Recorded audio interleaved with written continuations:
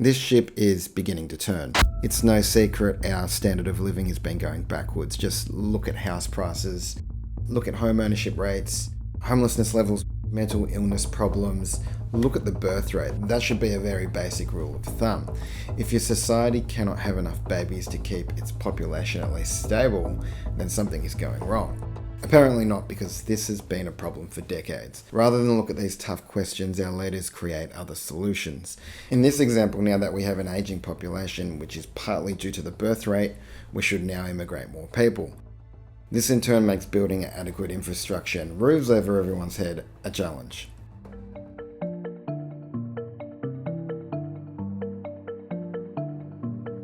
This channel generally looks at things on a macro level.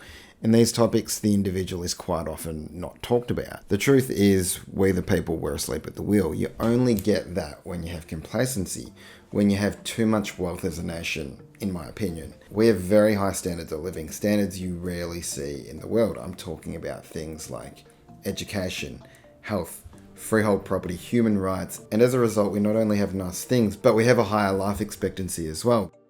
The hard truth is that in other countries, people that are poor do not generally complain because they're too busy trying to survive. This, I believe, is a part of the predicament a lot of people now face. In recent times, we've lived in a world where the people who yell the loudest get the most attention and support from the government.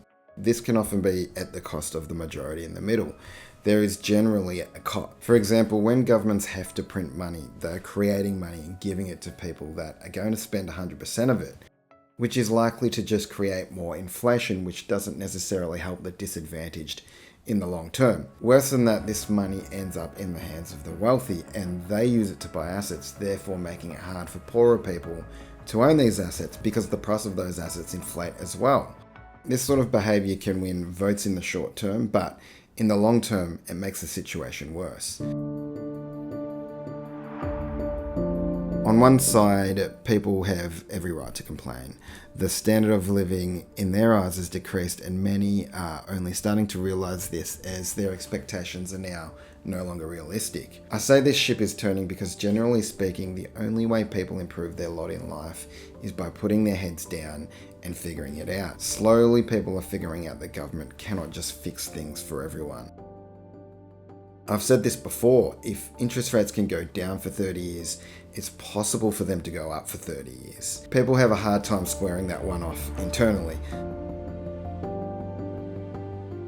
The cost of living, it's not going to come down. Interest rates, they're likely not to go back anywhere near 2%. House prices might not be affordable for a very long time. As people start to realise unfavourable financial conditions can be permanent, they start to make plans. And that's where things start to change. Sure, government can control the external environment, but at an individual level, people have far more control over their financial future than what they believe. Despite all the pessimism on this channel, I am optimistic about the future. As mentioned earlier, Australians have experienced wealth gaps before, and they've come out the other side stronger. They had to find a way, and I'm starting to see people find a way now. I say this ship is turning because I see people starting to figure out how they can make it financially. I'm seeing things like first home buyers moving out of the city to go somewhere more affordable. People making plans to live or retire overseas where it's more affordable. People figuring out how to make some extra income, maybe through a side hustle or a hobby. People looking to get rid of their debt rather than load up on debt. Check out my Debt Destroyer link in the descriptions if you have a home loan. There's 3 videos on that page. It shows 3 simple and easy strategies anyone can use to pay off their debt faster. The reason all these things are important are because people are taking action, and that's where things change. The truth is that our government, whether it be Labor or Liberal, is not going to change things tomorrow, and the current environment is the rich are getting richer and the poor are getting poorer. This doesn't mean at an individual level you can't change things. The people that are taking action now are the ones that will win. For those who wait for the economy, they might be waiting a while.